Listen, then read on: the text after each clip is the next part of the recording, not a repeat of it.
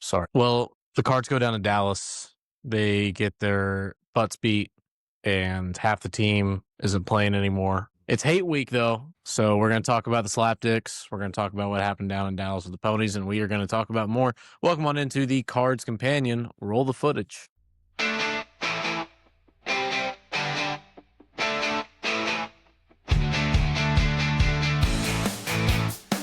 Welcome on into the Cards Companion. As always, I'm your main man, Josh, hosted by the OGCC. CC, how you doing, brother? I mean, just as well as we were last week when we talked, man. Not good, but we'll get through this. Yeah. First and foremost, though, for all the viewers, I want to wish you guys a happy Thanksgiving. It is Thanksgiving week. I hope everyone's able to enjoy, the fun festivities. It's hate week. It's a big deal. So yeah, let's start out with the SMU game, I guess. CC Cards go down to Dallas. They put up 6 points. No offensive points. And SMU put up 38. Yeah. I think it could have been worse. It could have been worse. There's some things I'm gonna get into where I do personally think it could have been worse, but no, I don't think there's a good way to sugarcoat it. I mean, you went down honestly, no, I'm not even going to say from the opening minutes, because first drive actually, and I'm going to stay on this for the time being till I'm proven wrong. First drive didn't look terrible. Yeah, and just to paint the picture before we talk about that first drive and who I know you want to talk about, for the viewers, fun fact, typically we record these videos on Sunday and Monday each week. So there was a news report came out on Wednesday, I believe, Miller Moss, freak accident in the weight room, dropped a weight on his foot or something along those lines. And he did make the trip to Dallas. He did dress, but he did not play. Deuce Adams was your primary quarterback throughout the game. So sorry, CC, I didn't mean to cut you off. I just kind of wanted to add a little bit of that context. You're good. No, I think, I almost said, you were never in this game for a split second, but I kind of disagree with that. First drive looked good. Other than that, there were some plays that looked good. And I think that's the extent of this game. You were never really in the game. If this may be that first drive where you came away with a field goal. I mean, you came away with points. I'm always up for that. I'd much rather, touchdown on the first drive, but I'm cool with taking away points on any first drive, and then pretty much from downhill from there. Yeah. So. And the thing with this game that I will say is, if it didn't look the way that it looked and you still lost with the amount of injuries that you're dealing with, I would have given you some credit. If you went down there, you lose this game 2 scores and just the talent gaps there, because you got to think you're down running back 1. I would argue Keywan Brown's running back 2 right now. You're down your starting quarterback. I mean, it is slowly piling up for you. I believe you had 3 running backs in the entire room that were healthy on Tuesday or on Saturday. And you're true freshman. Yeah, but with all of that being said, the game was never competitive. And yes, you did see a clear talent mismatch, in my opinion. I mean, that's very clear from the score itself. But you also just got outcoached. Rhett Lashley just took your lunch money. You talked a lot about that first drive. I thought the first drive, it was good play calling. The offense looked different than what we've seen all season. And I think a lot of that, what's really crazy also is your offensive line looked better because you had a quarterback that wasn't a statue. But you get the 3 there, and whatever. And I thought that Deuce Adams, he looked very confident. He looked like he could do it, and it was all just kind of downhill from there, man. You saw a reversion of play calling. The worst thing all night was taking Deuce Adams out after the 3rd drive for Brady Allen. Yeah, no, and that's I'm gonna say it multiple times through this. You hit on it. Deuce came out into this game with more confidence than I think I've seen all season. From the quarterback position. I mean, he came out and he owned that offense. That was his offense. He had full reins of it. And, you come, I thought Brady came in the second drive. No, it was after. They got the 3 on the first drive. The second drive kind of fizzled. And then the 3rd drive is when Brady came in. But yeah, I mean, that's a big thing that, it's essentially the same thing as taking your kicker out for, a botched hold. It sucks. I don't Mhm. like it. And from there on out, you did see just the regression of the offense back to this stagnant, boring, conservative play Yeah. call that we've seen all year. And I think that I don't think that's fair if you're going to put a quarterback out there that clearly has talent Mhm. and athleticism. Yeah. I don't think that's fair to be that conservative in play call.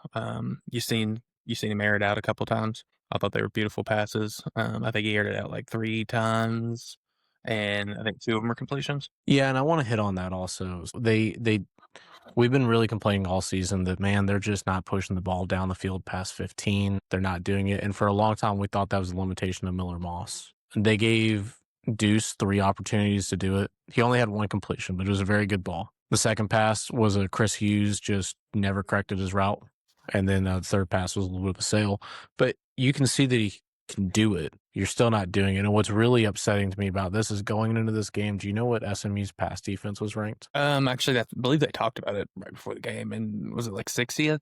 136th. 136th. And Deuce Adams threw the ball 17 times. That's criminal. That is criminal. When you have 3 healthy running backs, that is criminal. Yeah. That is getting someone fired levels of bad. We said all season long. It almost seems like it was the reverse.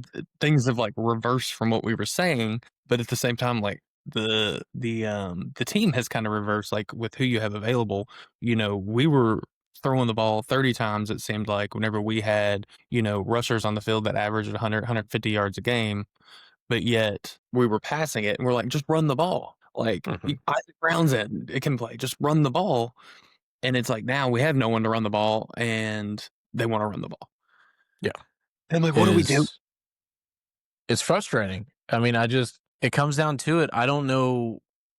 It's bad play calling and it's bad game planning. And those 2 things go hand in hand. They do. 100%. I agree with you. I think Deuce was not given a fair opportunity. Yeah. And I know that at least you and I, we've been called out on it on social media. A lot of people think we're very biased to Deuce Adams because obviously we've been blowing that horn since he was committed. But it doesn't matter if that was Deuce Adams out there, if that was Brady Allen, or if that was Mason Mims or I don't care Travis if you Egan. Tyler Shuck into that offense and you call play call like that. What we watched Tyler Shuck for an entire season last year. If you put him in that play call, he's going to fail. Yeah. I don't care who you put out. And with that being said, Deuce didn't have a perfect game by any means. There's a couple little mistakes. There's a really big one in the. I did not like him running out of bounds on a 3rd and long when he had a No, clear running lane. no, But here's the difference, though. He's a freshman. a super senior. Yeah, you get a little bit of a okay. We'll work on it. We got you for 3 more years. But it's frustrating, man. It's frustrating. The offense, you put up 6 points. Put up All 6 points. and all special team points. And this is arguably one of the worst defenses you'll play all season. I don't know where you go from here, if you want my honest opinion. I really don't. Throughout the game as well, Chris Bell, he gets injured. So there's another guy that you're missing for Colin next Lacey, week. Colin Lacey gets injured. Yeah. because I you just, some reason called a screen pass to one of your smallest players on the team. man, this we've been talking about it all season. And again, people think I'm very biased towards Colin Lacey, and you know what? I absolutely am. You're play calling to get him hurt. It was only a matter of time till this happened. Don't understand it. Do not understand it at all. And I hate it because all season, I feel like I've been saying, hey, man, just get Colin Lacey involved in the short game. Just get him involved in the short game. Have him run drags, have him run outs, have him run slants.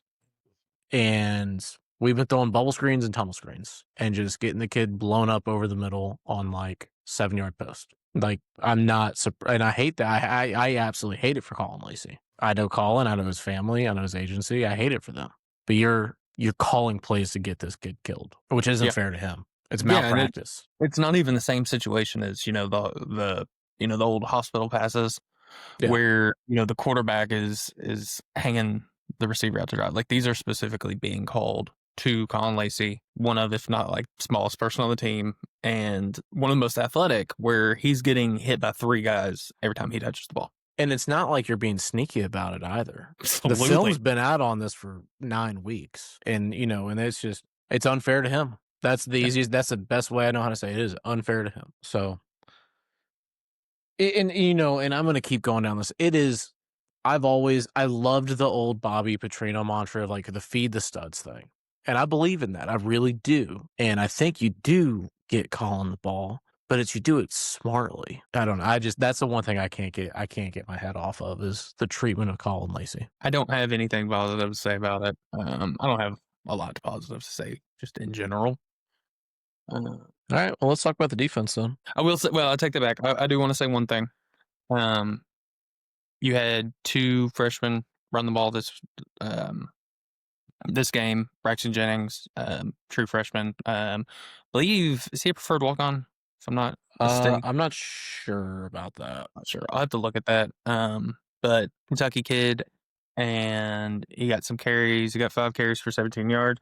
And honestly, like when he had the ball, I feel like he was making the right reads. As far as had the right vision. He was just getting mollywopped out there. I mean, that's what that was. And then one that I know we've said a couple times this season, Sean Boykins looks decent, dude. Yeah. I mean, I wish we'd have seen some more of it. I'm actually not done with the offense. Okay. Before we go over the defense, offensive line is embarrassing. The penalties.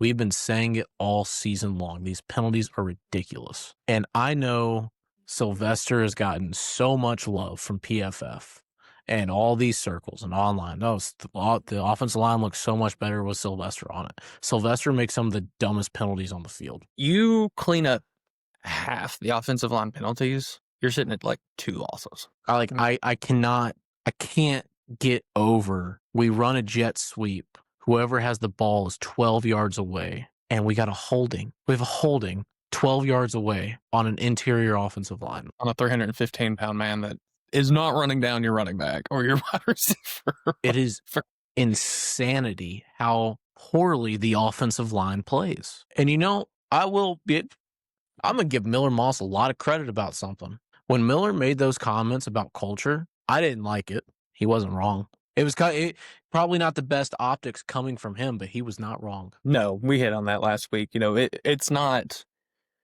his position to say that in public. And, I'm a firm believer in that, it starts with him. It's staff, him, everyone else. Yep. But as far as him being wrong, I don't think he's wrong in the least bit. I mean, there's proof. You could see it on the field. Yes. The last 3 weeks, especially. So it is guys playing stupid, selfish football to take the easy way out of situations. That's what a holding is. You don't want to get stupid selfishness. You don't want to get personally beat. So you do what you can. Yep. Because if you get personally beat, that shows up on film, and then you're getting your butt chewed out in the film room and in the football complex. It is stupid, selfish penalties, and it's just selfish football. And you know what? Maybe that is what you get from the portal sometimes. But moving on over to the defense now. The worst game the defense had all season. Hands down. Just point blank. Worst game you've had all season. Again, I give you a shred of grace. You're missing Watts. I don't think Watts is, and I don't mean this disrespectfully to Antonio Watts, I don't think he's the best player on your defense, but he's the most important because of the position that he plays. And we've been kind of saying it ever since the portal session last year. They never really found that Antonio Watts replacement. They pulled in a lot of safeties, but a lot of those guys can't come up and play closer to that linebacker role, which is what you have to have. You have to have that hybrid. They never found it, and I think it showed. We did have one. Darius Thomas. Darius Thomas. Yeah. And then which he's in the portal right now. Yeah. You did have one that we thought was actually a really good fit for that. He committed. So yeah. That is what it is. Along with that though, SMU, they do the little SMU thing, and as a Louisville fan right now, I hate it. As a fan of football, I love it. They do the super quick hurry up, get 2 guys out wide, and you're going, and it really throws defenses off, and it threw us off. It threw off Miami as well, which is another very good defensive unit. It's a really hard time making adjustments, and just to be honest, you were getting gassed out there because your offense couldn't get anything going. Yeah. Well, to flip back to the offense or back to the defense again for a second, I do feel like SMU, and I'm not giving any, protection here whatsoever. I do feel like SMU overall is such a hard team to plan for and then actually put that plan into place, because not only do you have that extremely rapid hurry up, you got Kevin Jennings that, he can, his throw on the run, his ability to get out of the pocket and still, get a extremely accurate ball downfield. Is kind of wild. I think I do think that he's an extremely talented quarterback, so a lot harder to scheme against. Not an excuse, but Well, and Louisville's their defensive line, AJ Green was the only guy to get a sack, but there was constant pressure. There was, which I do give you some credit for. Yeah. That's the best that I've seen Kevin Jennings in a long time, is what it feels like, and he's a very good player. He is a very good player. You watch enough football. I mean, we've seen him enough. They find a complete mismatch with Jordan Hudson and Jabari Mack. And just being very truthful, Jabari Mack was getting bullied all night long. Yep. They were going after his head. And when he wasn't just getting, I don't want to say outplayed, because I don't think that's the right word. When he wasn't just getting beat all out, it was penalties. Yeah. AJ Harden, the running back, has a really good game. They get him incorporated really well. I think he had like 18 carries for around 100 yards. And this is one of those games, man. It's hard to talk about because it's an all systems failure. Yeah. Across the board.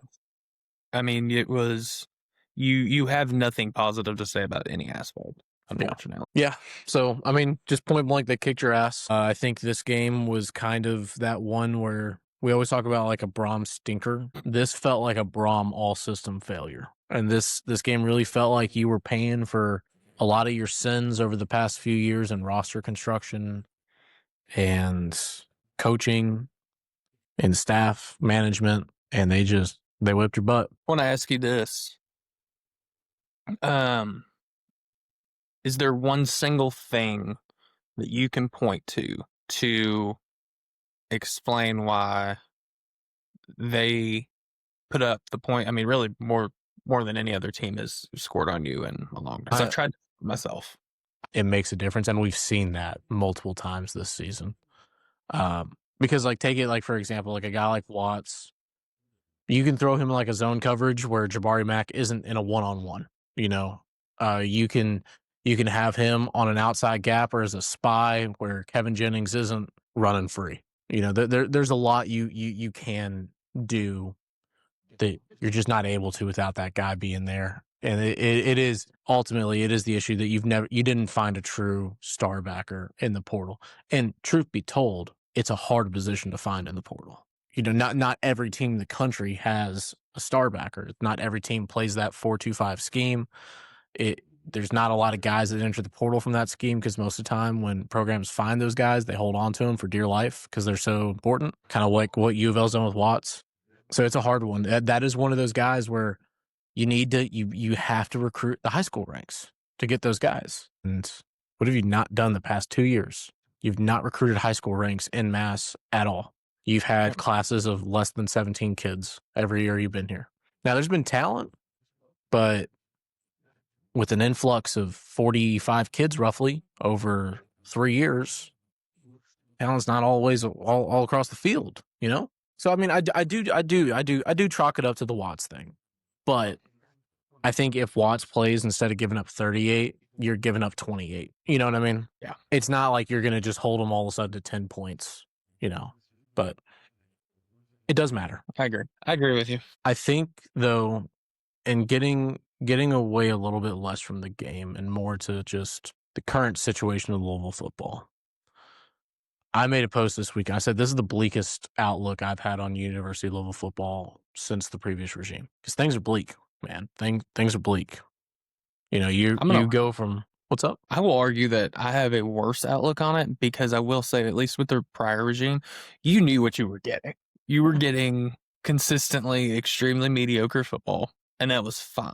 But I think that, my outlook, I think personally, So I've thought about this for days now. I think I almost have a worse outlook, and that's not saying a worse outlook on the coaching staff. I'm saying me personally, because you've seen over the last couple of years what this staff is capable of, and then you've watched the last 3 weeks of football. It's a real kick in the you know what's. Yeah, You went from it's realistic college football playoff contender to staring down 7-5 in less than a month. And like I've been very, if you watch, this show, if you watch All Around the South, which is on a little bit of a hiatus, I still apologize about that. You will know I've been pretty high on Louisville. Louisville has a lot of talent, but another big reason that I've been really high on Louisville is situationally, they were in a really good spot this year. I mean, we see what the ACC is right now. They were in a really, really good spot. And I know there's injuries, but there's been clear regression across the board with this team. And that's why you're 7-5 or 7-4. I'm sorry, 7-4. You're 7-4. You haven't lost yet. You haven't lost to Kentucky yet. Yeah, no, I think you're 100% right. You had arguably, I don't even think it's arguably, I think you had the cleanest, clearest path to the ACC championship game that you're gonna get, man. You didn't play Georgia Tech this year. You didn't play FSU. You played a really, really bad Clemson team. And like there is no you miss the hardest games of the season. They're the hardest teams in the season. Yeah. Which along with that, just being very truthful, and this is not me calling for Jeff Brohm's job. I want to make that very clear. With the amount of money you spend, 4-4 in the ACC is unacceptable. Point blank. We're having the Mario Cristobal, Mike Norvell conversation where it's like, hey, for the money that we spend, this isn't worth it. If you're Stanford and you're going 4-4, Godspeed to you, brother. You're doing what you can do. When you're spending the money you're spending, these are not the results that are really allowed to happen, in my opinion. Yeah, no, I mean, when you're talking 4-4, sitting where the ACC sits right now, you are in the middle of Stanford, NC State, Cal, and then it's you, and then you have probably the worst Clemson team, in almost 15 years? Oh my God, no, this is their worst team probably since the early 2000s. This is this is historically bad for them. Yeah. Wake Forest and Duke. And I just want to point something out. Sorry, I didn't mean to cut you off. I just want to point out, I can tell you personally, Louisville is spending multiple, and not just like one or two, multiple millions of dollars more than Duke football, than Wake Forest football, than Stanford football, than California football. You're in the same realm right now of a team that just fired their head coach. That's the realm that you're in. It's unacceptable. It is completely unacceptable. And I'm not saying fire Jeff Brohm. I'm not saying that at all. But this season it's a major gut check to a lot of the feelings about Jeff. A whole lot of the feelings. And I'll be honest with you, I think it was Matt McGavick. He put out a tweet and he just posted right as the game ended. He goes, "This feels like one of those games that gets a coordinator fired." And I completely agree. I'm going to argue that, we're talking about, Jeff Brohm and stuff. We are not calling for Jeff Brohm's head. No. I'm not calling for anyone's head. What I think what kind of where you're getting to, there has to be accountability when there's a failure at this rate. Yes. And the way that it's happened. And I don't think that's Jeff. I mean, you could go back and is the head coach ultimately responsible for what happens? Yes. But they're not responsible for every single thing in that program. Ultimately, yes. I will say that. Yes. It's the old Rick Pitino argument. I didn't want to get to that, but it's the Rick Pitino argument. Yes, that's exactly it. Are they ultimately responsible? Absolutely. Yes. But can you realistically put their head on the chopping block for things that happen, everything that happens? No. You can't. Unless the general manager at McDonald's doesn't know that the fry boy ain't putting the pickles on the burger. Exactly. I just, I don't think you can let this season go. I don't want to say the word unpunished because that sounds really harsh, but you can't let it go unchanged. Yeah. Something done where there is a I keep going back to the word responsibility, and I don't know how to express that in the way I want to say. Someone has to. I think accountability is the only thing you can't say. Accountability. That's a good word. That's It's a good literally word. it. It's a good word. That's a word that they tell me in leadership class. There's like, use the word accountability instead of punishment. I'm like, that's smart. All right. Big word. That's a big word. That's a big one. I don't know, man. I really think you got to move on from Brian Brohm after this game. I think it's at that point, and we love Brian. Love having Brian on the sidelines. Brian's a really nice guy. It's great having former players back in the program. You know, we love that. But at the end of the day, you scored 6 points against one of the worst defenses in the ACC. The offense is just constantly regressing. I would argue we're not seeing the proper quarterback evaluations that need to be had. You might not be seeing the proper quarterbacks getting better and progressing the way that we think they should be. And you just can't call a game like that and can't keep your job, man. I mean, it's as simple as that. And and it's not like this is because of the SMU game. The offense hasn't been very good all season. No, your defense has held you really in majority of the games. I'd love to see some kind of statistic on it. But your big momentum plays, those are pretty much have been all defense this year. Yeah. Or Isaac. Yeah. And that's the thing here, man. Like Ron English, he gave up 38 points, but based off of his performance throughout the season, we're not having that conversation about Ron English. No, I'm not saying you get a pass, but is that the biggest issue? I'm gonna look past a single failure when I've just watched 10 failures. Well, at the end of the day, Louisville could give up 50 points to Kentucky this week, and they would still end the year with a top 20 defense. Hey, man, top 20 defense is really freaking good. It's winning football. As long as you can put an offense on the field. That is really good. Yeah. So I don't know. I just I think there have to be some questions. I think there needs to be some accountability. It's nice having Brian here, but at the end of the day, maybe Brian needs to go somewhere else and kind of expand his coaching a little bit, grow as a coach. And then, hey, you know what? When Jeff retires in 10 years, we got somebody on standby. And I'm going to argue that, you brought up, regression of the offense. I'm going to argue, because I've seen people, saying, oh, Deuce look bad, blah, blah, blah, blah, blah. Who does that fall on if you're the quarterback that you recruited? And I'm going to say this isn't just a run-of-the-mill 3-star quarterback from, middle of nowhere, Mississippi. Yeah. This was a 4-star Texas high-level high school quarterback that you brought in. He's been here for 2 years now. And if you're saying that he hasn't developed and some other things that we've heard, that's the first finger I'm going to point is, because if I'm watching your super senior fail on the field, and now I'm watching a recruit you brought, and you're saying that, oh, he's just not progressed. Okay, well, someone's got to be held accountable for that. So there's no excuse for it. And truthfully, let's say he hasn't progressed. Well, then that's a breakdown in talent evaluation, which is the same thing that happened with Moss. Yeah, it's all. Yeah, I think that's the direction you're heading, if you want my honest opinion, is with an OC change. And we're not going to spend a whole lot of time on this because this is going to be a bigger episode. What direction do you even go if you have to do an OC change with Jeff Brohm being your coach? I know we talked about it quite a bit in the space the other night. And it's a little plug real quick. Our post-game spaces are some of our best content. And I tell you that as a guy that makes the content. It's some of our best content. Come check it out. It is a blast. No, I agree. I think it's awesome to actually get the fans in there. Yeah. It's not just us battling for an hour.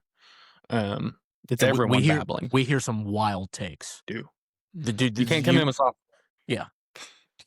You can't. But you get some wild things being said. It's a good time. Check it out. But I'm sorry, I didn't mean to cut you off. No, you're good. We talked about this quite a bit, and I think it was you that brought up a good point. Like, with Jeff, you have to. I think there's 2 ways you go. You either have somebody come in that is going to genuinely keep you in check. That if you go for a play call and both parties aren't aligned, be like, I don't know about that. I need you either get somebody that's going to push back a little bit, or you go with a yes man. And I prefer to have a little pushback. I mean, there's countless careers. You can go to an airline pilot. The reason there's two pilots in there is essentially, keep each other in check. Mm-hmm. Safety stuff, other things as well. But that's a big thing with that. So I think that's the preferred route for me. Who?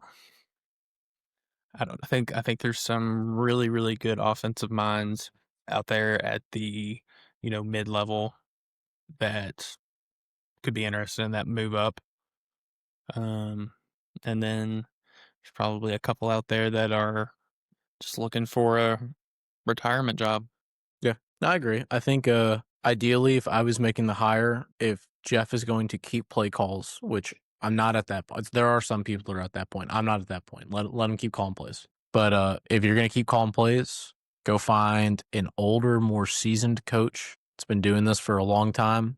Someone ideally outside of your weird coaching tree of Bobby Petrino, John L, Howard Schnellenberger thing. So that's if you know anything about coaching trees, that's a weird little. It all intersects. That whole coaching tree does. It's very weird. It's similar to Saban's tree. I think It is. it's Yeah, it's like there's a certain. just yeah, it's very weird. But get someone out of that little circle, find you somebody new, older, a little seasoned. It's been doing this a long time. Maybe someone that's been a head coach. It's not a bad idea, and just have someone there in the room to say, "Hey, maybe if we did it like this, it would work better." Just as something as simple as that. A tweak to the play. Like, Yeah. oh, they're playing off wide receiver number 2, Mhm. let's bump a curl here. So something just where it's not just one person that's just a free for all. I just want a little bit of bounce, a little bit of pushback. Yeah, I want a little bit of diversity. Diversity of thought Yeah. is the only way that I put it. And I don't have any candidates right now. Honestly, I'm not at that point. I think it'd be really hard to hone in on a candidate right now with the current coaching carousel. Yeah, because I think there's just a lot of people. I mean, there are a lot of people that are probably going to be moving up in the next couple weeks. So, Yeah, and I um, think whatever hire you make in that situation, it's going to go one of two ways. It's either going to be Louisville fans being like, "Oh yeah, I know this guy," or it's going to be someone like, "I have no idea who this guy is. He's coming from like that goes. Montana State." You know, it's either going to be someone you're really familiar with or someone just out of nowhere. Yeah, and I kind of almost lean towards more of that Pat Kelsey esque hire where it's not a name that's running across ESPN on a regular basis. Yeah, I think that's where you now. Granted, it's a lottery. I think a lot of times, it is. but I think that's where you have the best chance with at a realistic, getting like a realistic OC. Moving along though, changing gears, changing tone. It's hate week. It's hate week. It's hate week. Kitty Cats coming to town. Kentucky Kitty Cats. And this is I I hate saying this, Max. I hate saying this. This feels so much like the basketball game where it's like I don't even really care. And I think both fan bases feel that way. Yeah, and I think that's probably the first time in quite a few years you can say that about football. Yeah. Because Kentucky had their little up, and then we had our high when Jeff Brohm came home. It's the first time in a while that you can say that. Yeah. The state of Kentucky right now, they're playing for bowl eligibility, and this isn't me being a Louisville fan. This is not me being a Louisville fan at all. They're not a very good team. That we saw that Saturday. Yeah. I mean, if you listen to it all around the South, me and James have talked about it a lot. It's not a very well constructed roster. They have a fairly good defense. I will give them credit on that. But I mean, the offense is as bad as Louisville's is, in my opinion. I would say arguably worse. Yeah. Now granted, full injury report going to be Yep. super vital. That's going to be a different ball game. Yeah, because you get at least Keywan back. I think you're in a better position. Well, it looks like you're going to be down. Get ready to take notes. Miller Moss, Isaac Brown, Duke Watson, Chris Bell, Colin Lacey. Your 5 best players on the offense is what you're down. Your 5 playmakers is what you're down. No, I think at the very least, if you can just get a reliable running back in the room, I'm happy. Yeah. It makes me feel a lot better. I'd love to have IB in there. I know there was some like talk yesterday about like possibility of him being back. I don't see Till I why he see it would. I don't see why he would. in I don't either. Until I see it in front of my face, I don't believe anything. And if I was Jeff Brohm, and this is going to sound wild because we're talking about Kentucky. If I was Jeff Brohm and Isaac was like, "Hey, coach, I'm coming back next year," I'd be like, "Dude, just rehab yourself." Do you do it through the bowl game too? Absolutely. But hey, man, that's modern day college football, dude. With the college football It playoff, is. that is modern day college football right there. And I feel terrible saying that. No, it's the battle between your head and your heart. Like, my heart, I want to see Isaac go out there and run for 150 yards. Yeah. But also, this dude's got a career ahead of him. So I get and a career defining season ahead of him, Yes. regardless. And So, I'm going to tell you right now, Kentucky's one of the best rush defenses we'll play all season. They got a good rush defense. I will give them credit on that. They got a very good rush defense. really, I would say the worst part of their offense is secondary or defense is secondary. Oh, yeah. Yeah. And that's been the thing. I mean, Diego Pavia just picked him apart last week, which, as he should. He's a Heisman final. Well, he will be a Heisman finalist, as he should. But this game is at LNN. It's at noon. As of now, FPI has Louisville with a 52.9% chance to win. I do not know if that accounts for injuries, if you want my honest opinion. Right now, the spread is Louisville 3.5. That spread's going to plummet like a rock, just letting everyone know when the full injury report comes out. It's a weird. Is Cutter Boley playing this game? He came back in. Did he? So he had a really bad hit where he essentially kind of like twisted his neck up into a lineman's ass as he was getting tackled. It was a really nasty hit. He was out for I think a drive, maybe two, and then I do believe he came back. I wasn't watching it religiously, but it didn't look good. But who knows? Yeah, it's a weird one. It is. This is a weird game. I don't think very many people are going to go. If you have my honest opinion, I think it's going to be pretty light. The weather it's cold. It's Kentucky in November, late November. It's cold. It's a weird one. I think it's going to be an ugly game. I think it's going to be ugly, man. I think you're going to see not only one of the nastiest Governor Cup games in recent memory, but just like you said, just one of the ugliest, nastiest, frustrating football games in general. I mean, I think it's gonna be a rock fight. Still term from basketball. I think it's gonna be an absolute rock fight. It's gonna depend on whoever can move the ball consistently down the field. Which I mean, that's just kind of that is the bar. This is going to be. I think this is easily, and if I had to put my money on, this is going to be a special teams game. I think it's a good chance on who kicked the most field goals wins. Yeah. Seven Broom has a promo. Louisville's kicker gets 7 points or 7 or more points. You get a free small coffee at Seven Brew. Take the over on that. Take the over on that all week. This week, take that. You'll be at 7 Brew on Sunday morning before you go to church getting your coffee. And it'll be free. Again, I'm not super excited about this game right now. It will build throughout the week. It always does, Especially once you start getting with family. You remember last year? You have a little bit of interaction with the family. Friday, get into it a little bit more. You remember last year going into this game? Dude. We were on life support. I was. Every breath I took had something to do with Louisville football. We were on life support last year going into this game, and Louisville just kicked the crap out of Kentucky. I know that with all the injury issues you have, and for the conversations we've had about Jeff Brohm, he will get the team engaged for this game.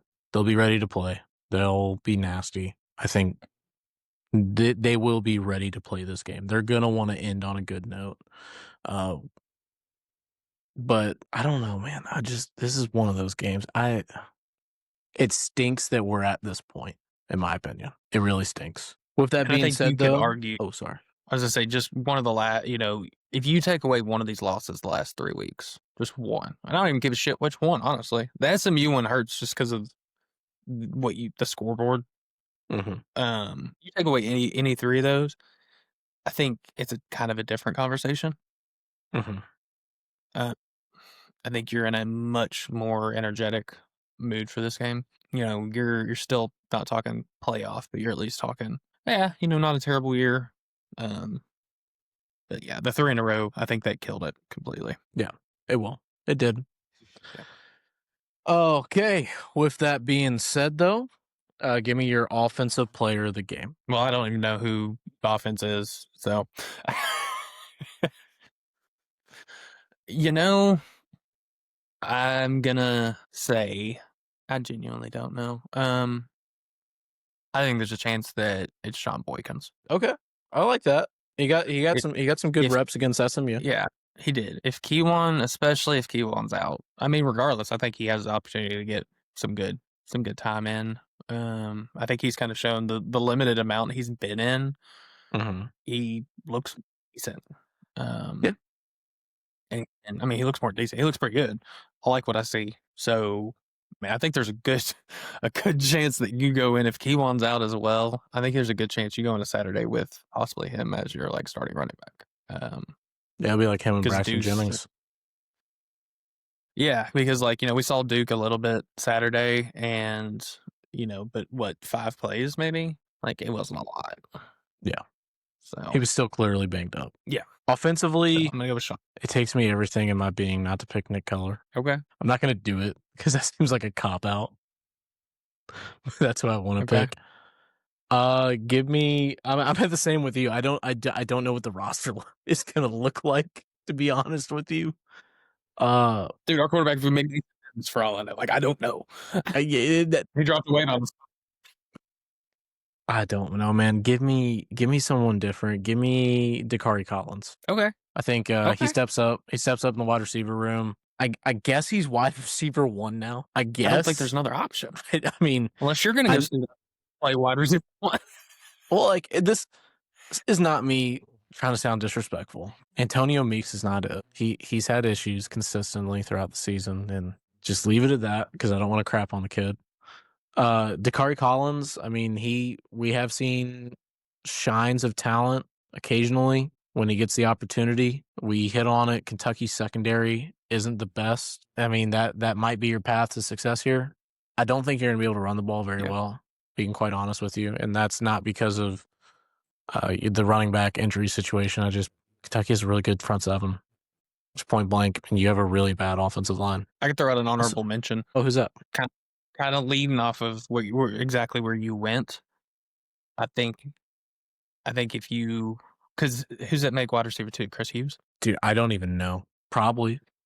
Because and we've That's said not it me many trying to times. sound mean. Chris I Hughes don't know. Yeah. No, here's the thing. Chris has made some of like my favorite plays in the last 2 years. Like, Yeah. I love it. I love everything about Chris Hughes. What if he goes in there and just goes off? Because if he's gonna see a lot of field, so I'm gonna I don't know if I say honorable mention. I don't know if I'm allowed to switch. I like Chris Hughes. Okay, I like Chris Hughes. This is a Chris Hughes fan page. It's one of my favorite This is Chris mottos Hughes we've fan page. had. That's one of my favorite weird things we've ever seen. I love the kid. Like he's my family. I love it. Chris Hughes. Do you remember? I guess it's probably like 8 months ago before the College Football 26 cover reveal. I think it was either me or Brad made a Chris Hughes College Football 26 cover. Yes. Yeah, no, Chris Hughes. Yeah, I like Chris Hughes. Chris Hughes, Dakari Collins, Yep. Antonio Meeks. That's your boys. Get on out there, fellas.